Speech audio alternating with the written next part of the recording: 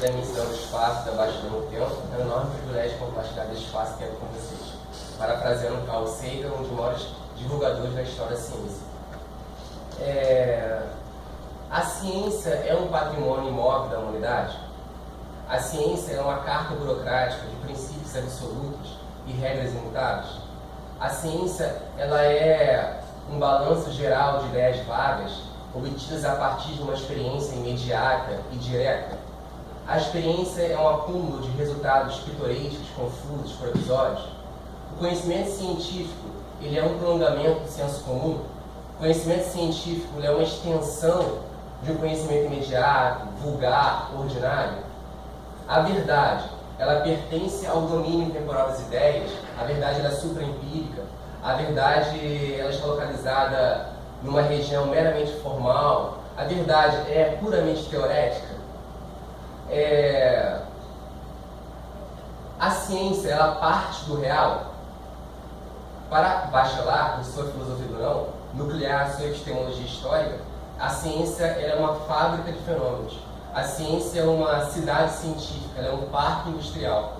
O conhecimento científico ele é um ensaio sobre um conhecimento aproximado, sempre passivo de retificação, renovação e reorganização de suas bases. A intuição, para Russell, Bergs, como forma primeira de apreensão imediata e coletiva, ela, para Bachelard, devem ser retificadas. As intuições primeiras são as intuições a serem retificadas. A verdade, para Bachelard, é o limite de nossas ilusões perdidas. Não há verdades primeiras, mas apenas erros primeiros.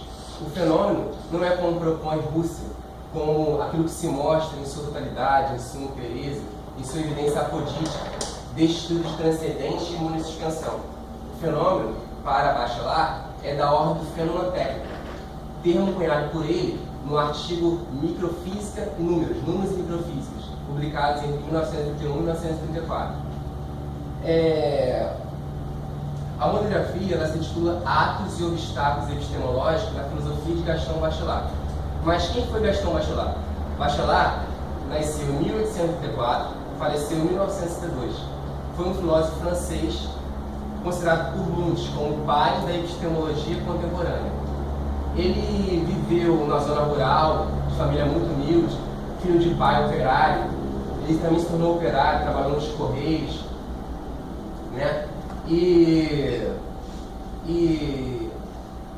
contemporâneo de Russell, contemporâneo de Bergs, contemporâneo dos lógicos analíticos do ciclo de Viena, crítico à concepção epistemológica de história da ciência contínua do Meyerson, crítica à pedagogia estranha do positivismo, do vir para compreender, em que se limita a que vai desde uma observação mal feita a uma experiência mal realizada, realizando saltos inferenciais, né? Generalizações empírico-psicológicas da experiência, através de uma observação sistematizada, de uma descrição regularizada e saltos inferenciais, né?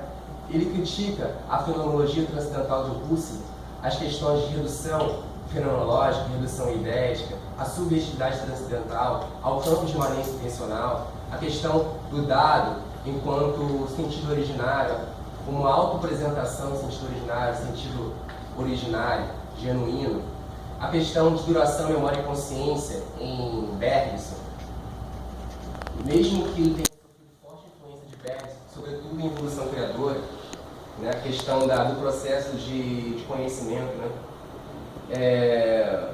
Ele é crítico também à lógica analítica, pois a lógica não pode se preocupar apenas com o texto de descoberta.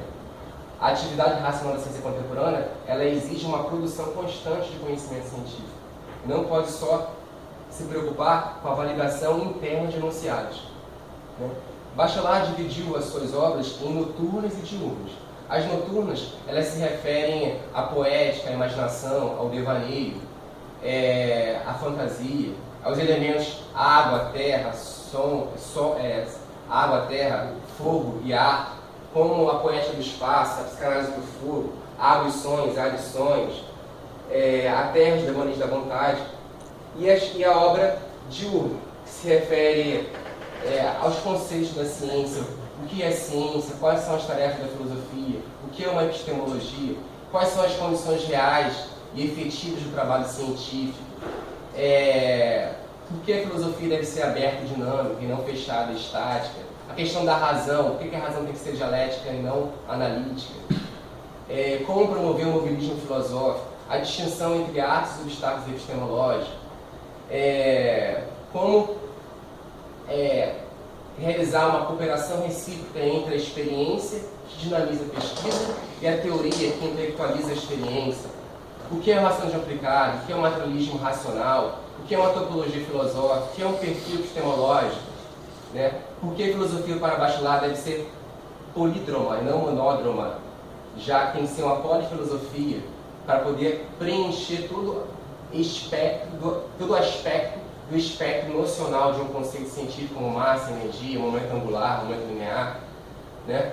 Então, eu vou fazer uma breve apresentação de todo o texto monográfico, desde a introdução, capítulo 1º, 2º, 3º e conclusão.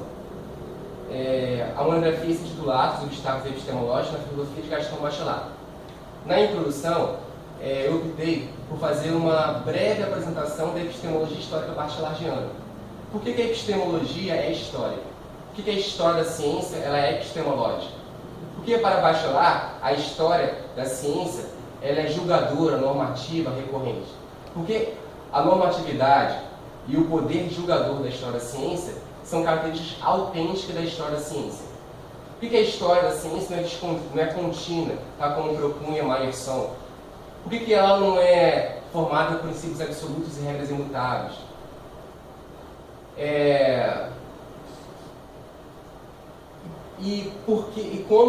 Como esse tecido de saber ele foi rasgado através de rupturas e cortes epistemológicos? Quem promoveu essa descontinuidade?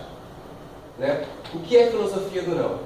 No primeiro capítulo, denominado A Formação de Obstáculos Epistemológicos e a Psicanálise do Conhecimento Objetivo, eu me esforcei para entender o que seria para Bachelard um obstáculo epistemológico. Como são formados os obstáculos epistemológicos? Quais são os tipos de obstáculos epistemológicos identificados por Bachelard em A Formação do Espírito Científico, obra publicada por ele em 1938. O que é psicanalizar o conhecimento objetivo? Como ele traz um conceito da psicanálise e aplica em sua epistemologia histórica? Ela consiste em remover os obstáculos epistemológicos, dissolvê-los. Ela consiste em problematizá-los, superá-los. Ela consiste em analisar os conflitos internos que impedem o avanço da ciência. No segundo capítulo, denominado A Ciência como Fábrica de Fenômenos, Bachelard vai registrar por que a ciência para ele é uma fábrica de fenômenos. Por que os fenômenos são produzidos artificialmente, uma fenomenotécnica, que foi o conceito primeiramente trabalhado por ele no artigo Número e Microfísica. Né? Ele publicou uma série de artigos, Número e Microfísica, Luz e Substância. Em Luz e Substância apareceu pela primeira vez o conceito de obstáculo epistemológico.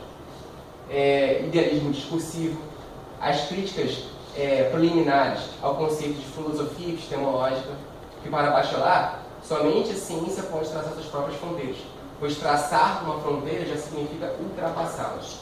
Enquanto a metafísica, ao traçar fronteiras, ela se delimita numa zona morta, numa zona inócua, uma zona não fecunda, inerte, uma parada epistemológica. Mas esses obstáculos epistemológicos, eles estão presentes apenas na atividade científica ou também na prática de ensino à docência? Como um professor recebe os alunos? Esses alunos, eles vêm à sala eivados de preconceitos, de conteúdos empíricos, pré-reflexivos, pré-objetivos, pré-científicos. Como realizar uma catarse intelectual efetiva para que esse discente, de uma postura passiva, se transforme em sujeito ativo, sujeito diligente, normatizador, um sujeito capaz de produzir o conhecimento científico. Mas esse conhecimento científico ele é construído? Ele é constituído? Esse objeto científico ele é a fonte primária de objetividade ou está no final? Mas por que para Bachelard a ciência não deve partir da realidade? Não pode se limitar a uma descrição da realidade, como os realistas. Por que ela não pode se concentrar em estruturas meramente formais, como o idealismo, que desprezam o racionalismo ativo? Né? No terceiro capítulo, denominado atos epistemológicos, as microfísica matemática do novo espírito científico, procurando saber o que é um racionalismo aplicado, o que é um materialismo técnico, como há a cooperação entre o racionalismo aplicado e o materialismo técnico, como eles estão dispostos nesse diagrama epistemológico da topologia filosófica. Porque para bacharelado existe um diagrama epistemológico que ele traz setas verticais e elas são invertidas em relação à linha central. Quanto mais próximo do centro, mais ela atende à demanda do conhecimento científico, que é aberto e dinâmico.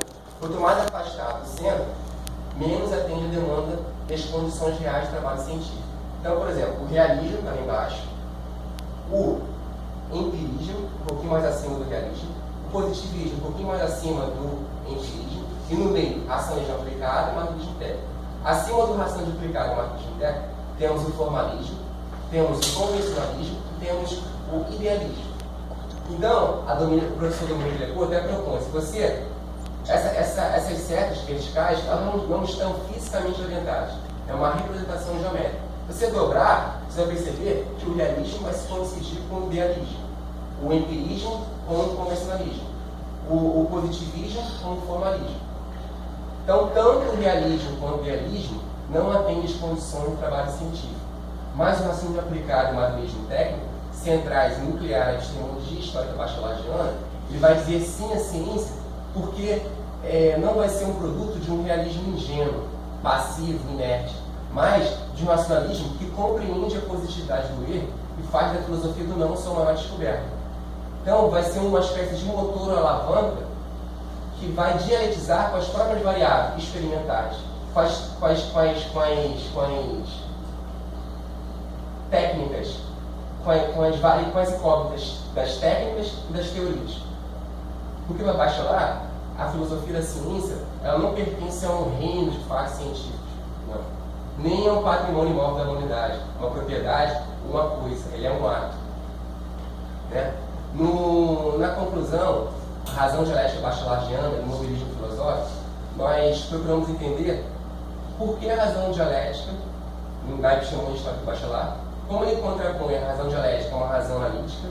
Por que a razão analítica para ele seria uma razão que congela o pensamento científico, não fornece calor para que ele possa se movimentar? O que seria uma distância racional com um movimento indutivo interno da própria razão, que vai do a priori ao posteriori, nesse movimento que vai e vem, de alternância do a priori e do posteriori. Né? E como essa razão dialética ela promove o mobilismo filosófico. A filosofia ela é aberta. Por que ela é aberta? Né? Agora eu vou voltar e vou fazer uma breve apresentação sobre alguns obstáculos epistemológicos. Né? Bachelard, em A Formação do Espírito Científico, identifica o verbalismo, o substancialismo, a experiência primeira, o primeiro contato, o animismo como obstáculos epistemológicos. O que seria a experiência primeiro, o primeiro contato como obstáculo epistemológico? Se o objeto científico ele se institui a partir de um constante processo de objetivação racional, ele não pode ser da ordem do imediato, do direto, e sim do imediato. Se ele é imediato por quem?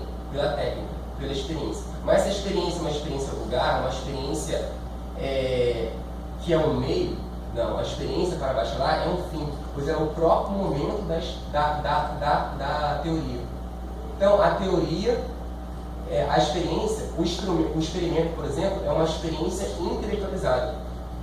A experiência é uma teoria concreta. E a teoria é uma experiência sublimada, é uma experiência num estado plasmático, estado mais rarefeito, né? Então, de nada vale para Bachelard as leis empíricas se não são leis claras, coordenadas e dedutivas. Também nem vale para Bachelard um racionalismo que não se aplique, que não tenha provas palpáveis, pois a ciência para ele é uma soma de provas e de leis, de evidências e de fatos, de teorias e de empiria. Então, como realizar uma cooperação recíproca entre esses dois? A experiência primeira é a seguinte: os professores, quando vão lecionar, por exemplo, função química e inorgânica, ácido, base, sal, óxido. Aí, quando você coloca uma base ou um ácido numa solução aquosa, por exemplo, e de um azul de bromotimol alaranjado de metila, que são indicadores ácido-base, elas mudam de cor. O professor quer conquistar o aluno por esses efeitos luminosos, efeitos sonoros. Então, o aluno ele fica contemplado pelo encanto, pela beleza do fenômeno coloração. O azul de bromotimol, né? O alaranjado de metila, a rosa, por exemplo, dão uma coloração distinta, identificando que ele é ácido ou base. Mas, cadê a explicação científica? Para bachelar, só uma coloração na base e no ácido, porque a base, por exemplo, é uma função química inorgânica que em solução aquosa libera um íon oxidrila hidroxila, que é o ânion OHN. Enquanto o ácido é uma função química inorgânica que libera em solução aquosa o íon positivo H+, que é o íon hidronizável. Então é uma explicação científica para essa coloração de uma função química inorgânica. Nas feiras de ciência, por exemplo, quando as crianças vão fazer uma atividade de erupção vulcânica, todo mundo fica encantado, fica embelezado pelas explosões, pela liberação, pela erupção vulcânica. Mas o que é constituído a lava? Qual é o conteúdo substancial químico, né, do magma, por exemplo? Quais são as variáveis termodinâmicas, temperatura, pressão e volume, que fazem com que haja uma erupção vulcânica? Né? Ali tem fluidodinâmica, tem equações que podem controlar a liberação ou não desse fluido. Existem reações não só ao nível da eletrosfera, de reação química e descrição do fenômeno químico, mas também reação nuclear, de desintegração radioativa, de liberação de lixo radioativo, de núcleos instáveis. Então, a experiência primeira não fornece recursos suficientes e claros para a construção do objeto científico. Porque a objetividade científica não pode ser seduzida pelo primeiro contato, pelo olhar principiante, pela inércia, pela aparência que é falseante, sedutora. O obstáculo do verbalismo, por exemplo, é quando por que a Terra ela é agitada nos polos? Aí o professor, ao invés de procurar uma explicação científica racional, fala, traz uma maçã, traz uma laranja, para poder explicar através de uma analogia, de uma metáfora, de uma imagem. Mas a Terra é agitada nos polos porque há uma constituição geofísica, uma constituição geológica, porque há um movimento da Terra em relação ao Sol, porque há um movimento da Terra em relação ao Sol, um movimento de translação. Isso tudo contribui à ação de campo magnético. Isso contribui para o achatamento dos polos da Terra. Né? O outro exemplo também seria o animismo. O animismo consiste em atribuir características humanas a coisas inanimadas. Por exemplo, o professor vai ensinar o que é um empuxo. Qual a explicação científica do empuxo? Qualquer corpo mergulhado total, parcialmente ou fluido, fica submetido à ação de uma força vertical, cujo sentido é ascendente, de baixo para cima, que atua no centro de empuxo, que é o centro de gravidade da porção submersa. E a intensidade desse fluido deslocado é igual à intensidade do volume submerso.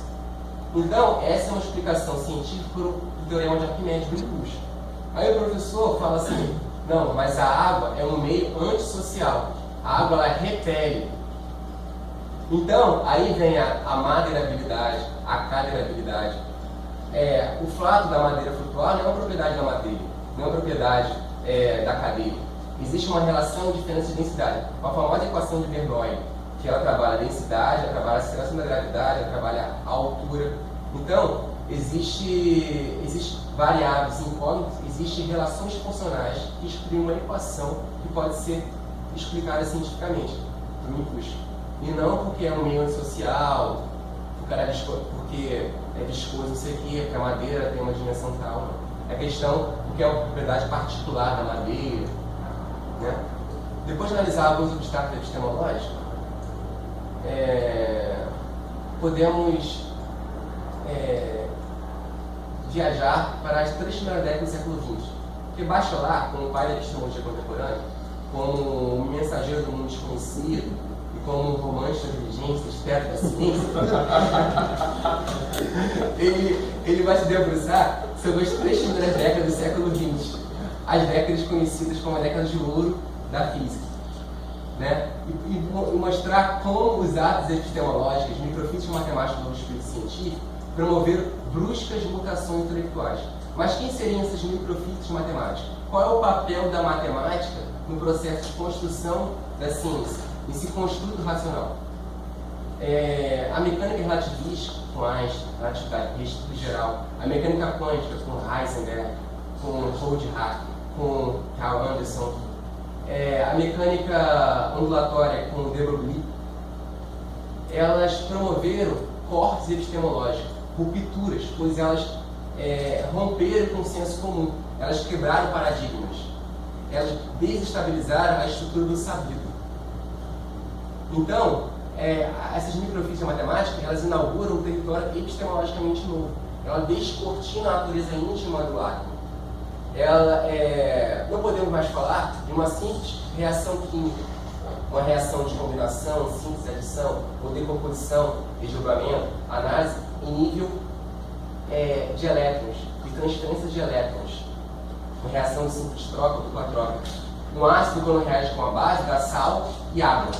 Mas a radioatividade, com Curie, com Henri Becquerel, elas vieram mostrar, através da fissão, fusão nuclear, que há núcleos instáveis que no processo de desintegração radioativa, eles podem não liberar lixo radioativo, no caso de fissão, quando libera lixo radioativo, e fusão, quando não libera. Então, a radioatividade, a mecânica relativista, revolucionando os conceitos de espaço e tempo. Para Newton, o espaço e tempo eram absolutos, eram homogêneos, eram coisas em si que fluíam independentemente de algo externo. E Bachelard e Einstein, em 1905, ainda um físico desconhecido, ele publica 4 artigos que revolucionou o pensamento científico.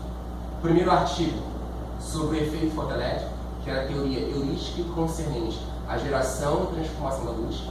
Não foi ele o primeiro a identificar o efeito fotoelétrico, mas o Hertz. Hoje em dia todo mundo vai ao micro-ondas e coloca lá 30 segundos, 1 minuto, Hertz, frequência Hertz. Mas ninguém sabe que o Hertz ele foi o primeiro a gerar e detectar ondas eletromagnéticas. Indiretamente, ele produziu o efeito fotoelétrico. Quando uma radiação eletromagnética, independentemente de ser luz visível ou ser raio-x, ela incide sobre uma superfície metálica lisa, ela provoca a ejeção, a emissão de elétrons. A explicação teórica do efeito fotoelétrico foi elaborada por Albert Einstein. Sempre eu falo Einstein baixa lá, porque eu gosto de escolher. Foi por Einstein, né? E Einstein não só publicou sobre o efeito fotoelétrico, como também sobre o movimento browniano, como se comporta uma partícula em suspensão no fluido em repouso, como determinar o tamanho exato do átomo, as dimensões moleculares, a partir de uma solução neutra e diluída. E a eletrodinâmica dos corpos, que foi a teoria da relatividade restrita. O Einstein trouxe para a gente, antigamente a gente achava que só havia conservação do movimento linear, conservação de energia, conservação de energia mecânica e tal. Ele trouxe que a teoria eletromagnética de James Clerk Maxwell, que procurava unificar os fenômenos elétricos e magnéticos, eles são invariantes para todos os corpos em referencial inicial. Não existe um referencial inicial preferencial. E aquela famosa equação, energia, massa, velocidade quadrada, que tem implicações no mundo da radioatividade, da fissão, fusão nuclear, né? O De Broglie, por exemplo, ele observou que a natureza ela é simétrica em vários aspectos.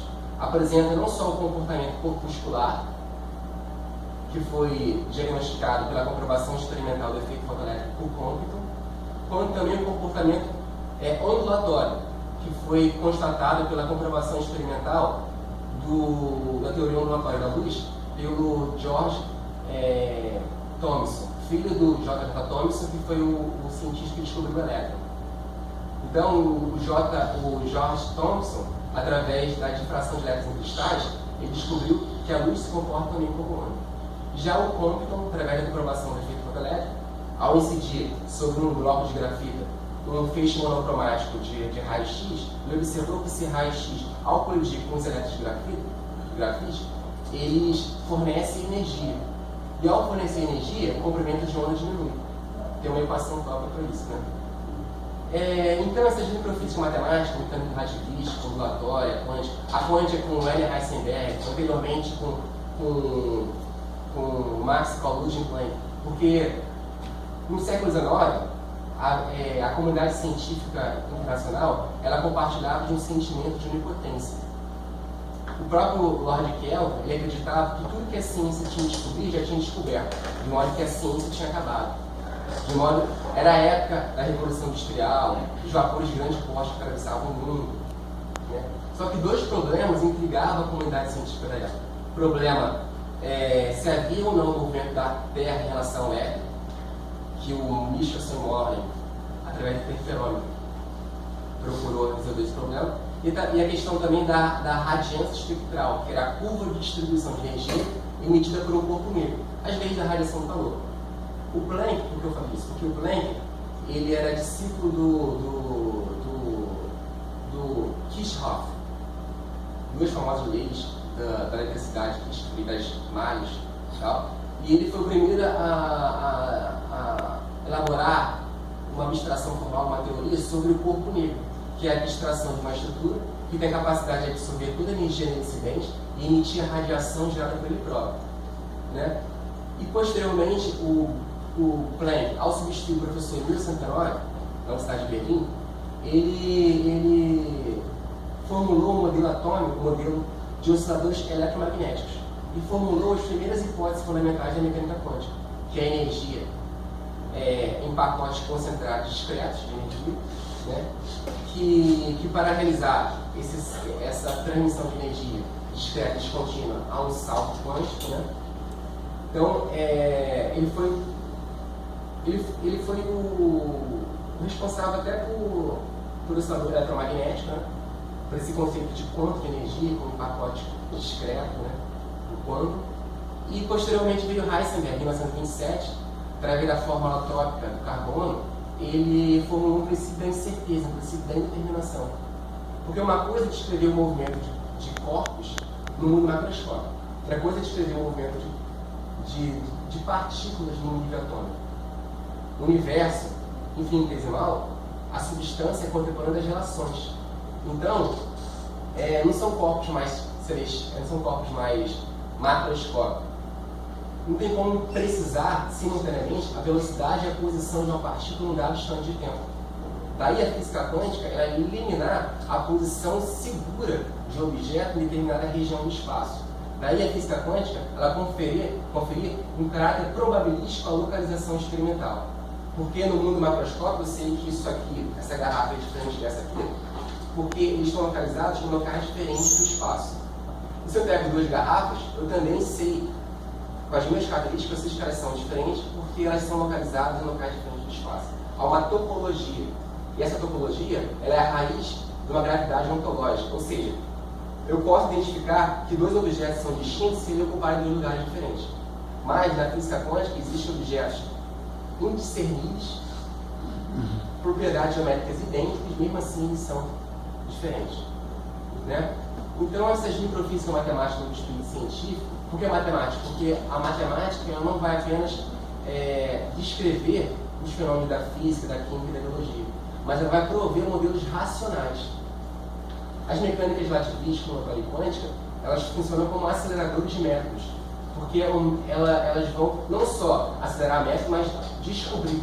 Elas não só vão conceber um modelo inteiramente novo de pensar, como um modelo de descobertas, que rompe com o senso comum, com o ordinário.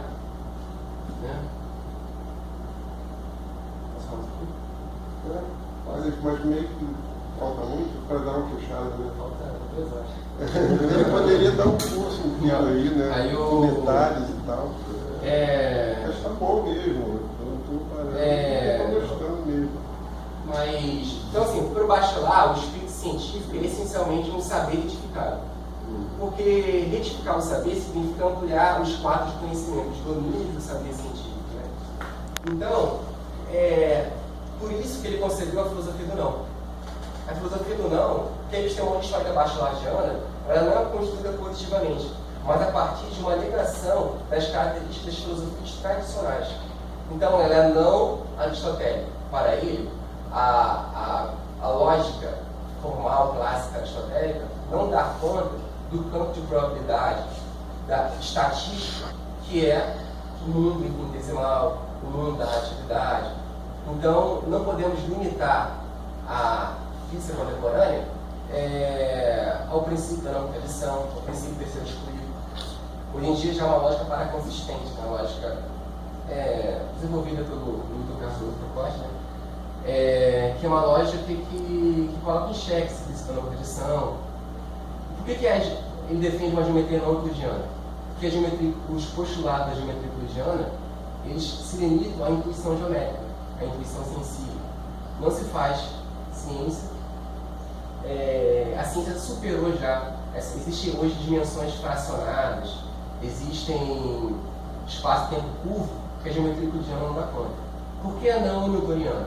Porque a mecânica newtoniana clássica, através das leis de movimento, embora o princípio de matemática da filosofia natural, publicado em 1637, seja talvez a maior obra da história da ciência, sobre as leis do movimento, as leis que descreveram a cinemática, as leis da inércia, que é a propriedade geral da matéria de resistir à variação da velocidade vetorial. O corpo por si só não pode alterar sua condição inicial, seja ela de repouso de movimento.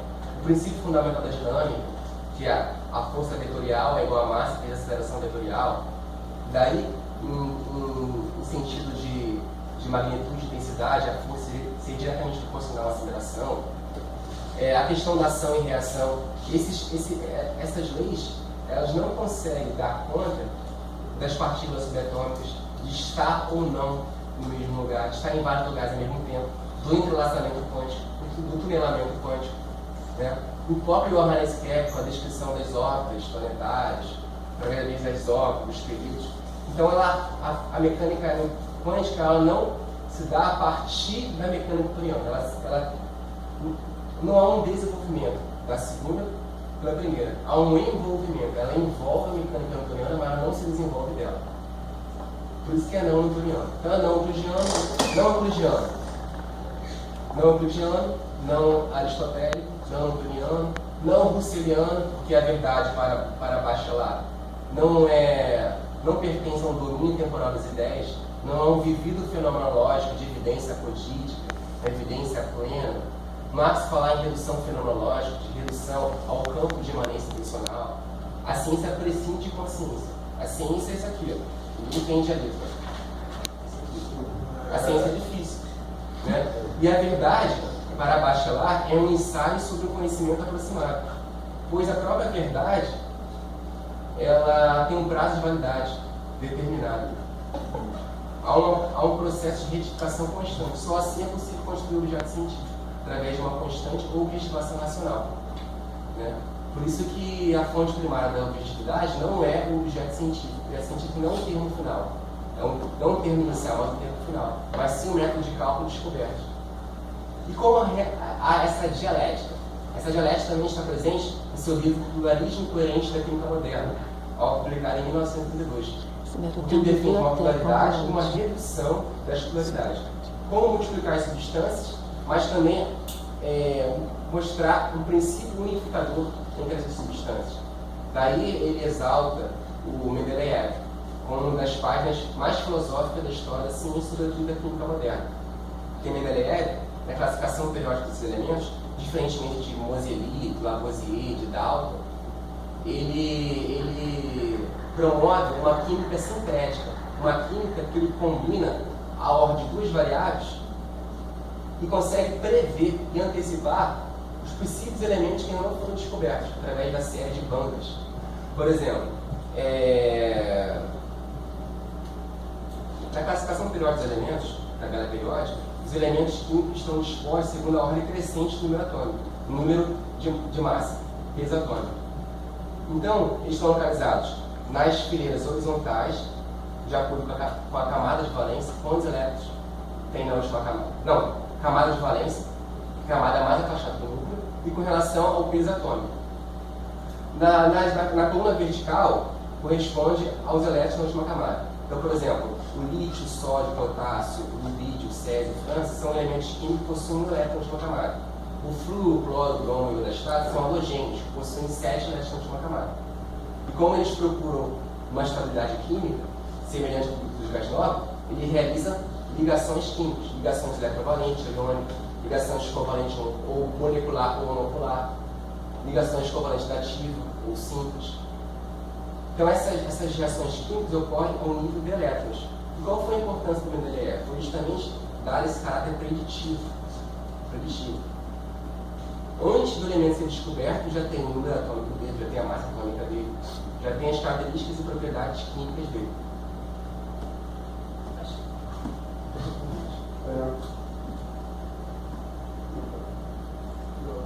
Você vai. Então, poderia falar um pouco mais também sobre o que a história da ciência é? Vamos abrir o debate. Você quer dar um fecho, quer. Só vou fechar então. Dá uma fechadinha. Já passa porque assim, porque eu costumo dizer que meus tataranetos, eles vão continuar contemplando Platão, Aristóteles, Sócrates, Descartes, Kant. Os tataranetos. Platão, Sócrates, Aristóteles, Descartes, Husserl, Berger, Heidegger. Agora sim, Bachelard. Mas os meus filhos, eles vão acabar rindo da mecânica relativista, ondulatória, quântica, porque já será folclórico. Porque a ciência avança assim. Nesse minuto, milhares de artigos são publicados sobre o meson, sobre o meson, uma partícula subatômica, sobre fissão, fusão. A ciência avança sempre, porque ela se põe em xeque, ela se põe a se opor. Ela diz não. Legal. Você poderia ir falava o dia inteiro. Mais além, tá muito interessante, de fato. Mas agora vamos dialetizar também, já que a gente está em dialética, e passar a palavra primeiro para o Guilherme, né? E depois para fazer suas observações e tal, crítica, depois vai. Depois o certo de ato de liberta, Primeiramente, obrigado aí por participando dessa banca. Peço desculpa pelo atraso, o trânsito do Rio cada vez mais imprevisível. Agradeço também pela oportunidade de ler esse trabalho na íntegra, que é um trabalho muito interessante, Atos e Obstáculos Epistemológicos na Filosofia de Gaston Bachelard. Eu diria que, em termos de objetivo pretendido de apresentação da exposição dessa monografia, considero ele plenamente realizado, porque encontramos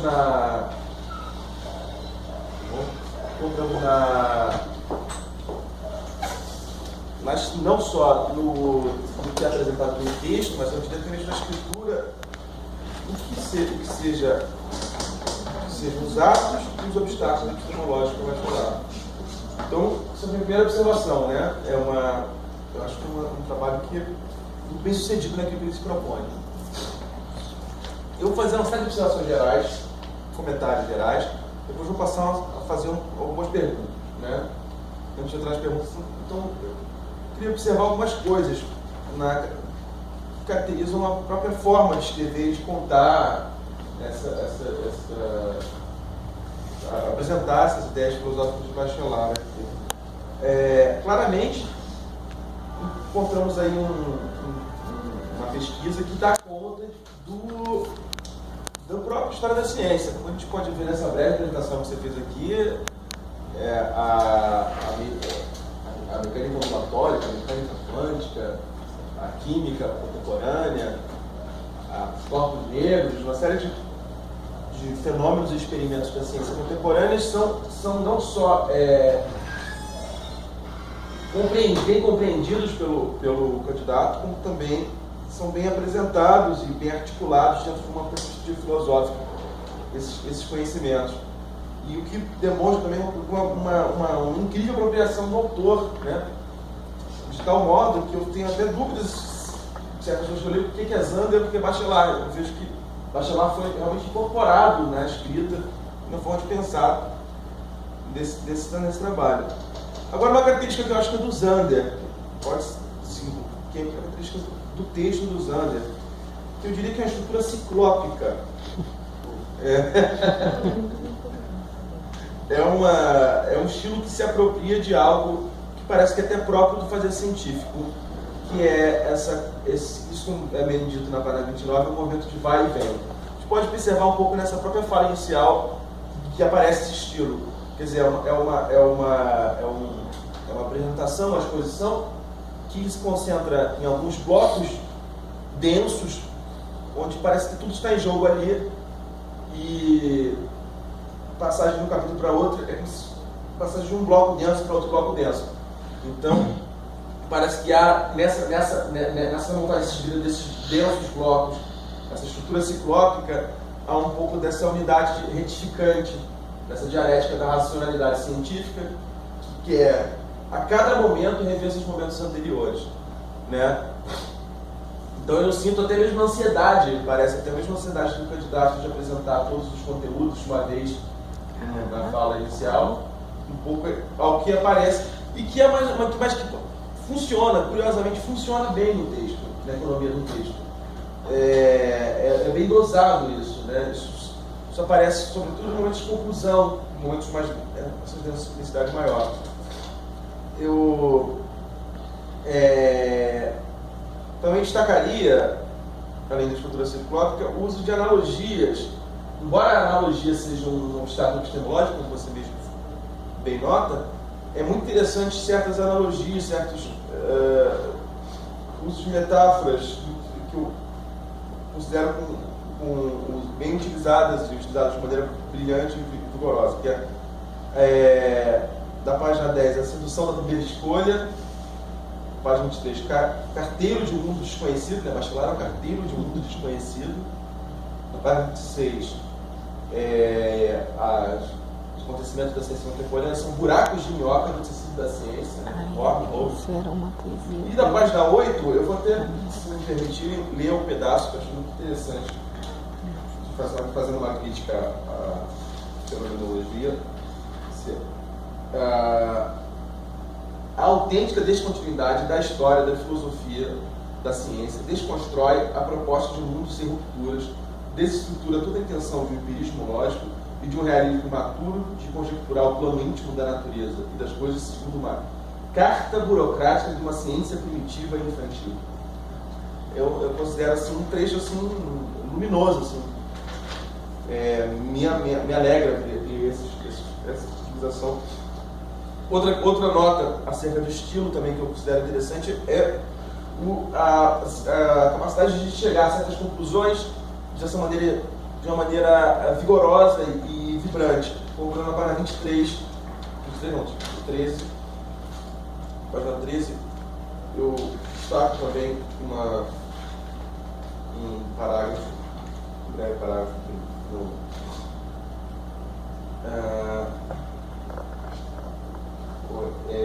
aqui na página 13, acho que na 13 para 14.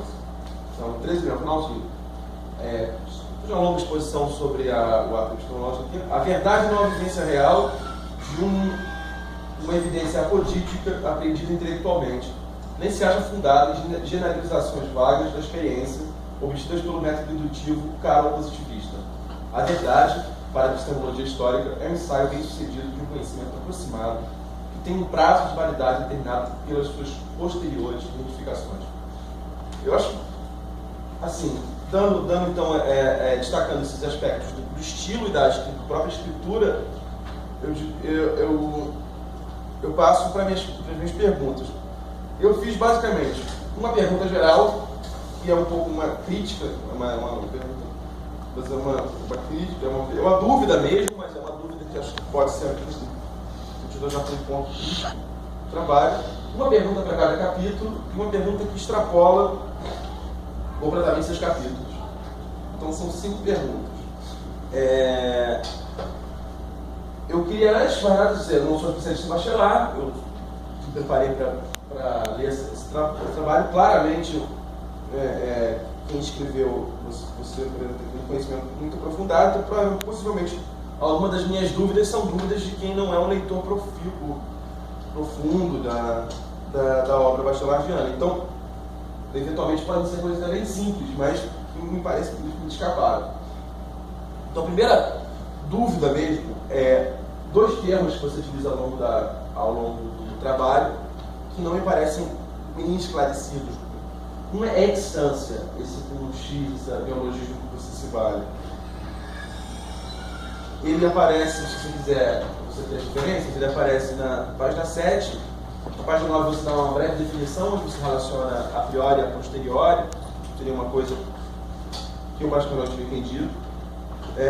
Na página 19 também aparece, no longo da sua exposição, na conclusão, essa noção de distância. Outra noção que também não me pareceu muito, que mereceria de você falar um pouquinho, é da síntese racional. Se você quiser as passagens, eu marquei a noção de síntese aparece na página 10, numa passagem, um trecho entre a página 12 e 13 e na página 17.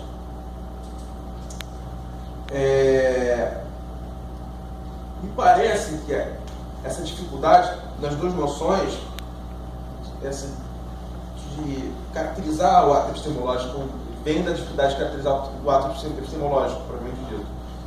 E você muito bem, como você falou, reiteradas vezes coloca o problema da retificação, quer dizer, o ato epistemológico é uma construção porque a todo momento ele está retificando o que foi feito anteriormente. Mas, talvez esse caráter de síntese não me ficou tão claro. E isso talvez reflita uma certa desequilíbrio na ideia de construção que você coloca no ato epistemológico. Porque parece que o ato epistemológico, além de ser retificador, ele também é de caráter sintético, como você às vezes fala, sintético e transformante, né? Então, parece que a mão pesou mais no lado da retificação e essa noção de síntese não ficou clara. Tá? Então, essa é a primeira questão, né? São essas duas noções que não ficaram, eu gostaria de esclarecimento. A minha segunda questão é uma questão sobre o capítulo 1. No capítulo 1 você apresenta para a gente os obstáculos epistemológicos, né? Você consegue mostrar, até agora nessa apresentação você mostrou alguns deles, né? O substancialismo, diferença primeira, verbalismo, animismo. E até agora mesmo você falou uma coisa interessante, falou que a análise, de alguma maneira, a análise desses obstáculos epistemológicos tem você destaca bem essa função pedagógica, docente, na atividade do ensino de ciências, né? Como você colocou mesmo, uma catarse intelectual que faz do sujeito se tornar um sujeito não mais contemplativo, mas ativo, próprio da ciência contemporânea. Então, minha questão é, será que nesses diferentes obstáculos epistemológicos que você nos apresenta, haveria um nexo estruturante entre eles?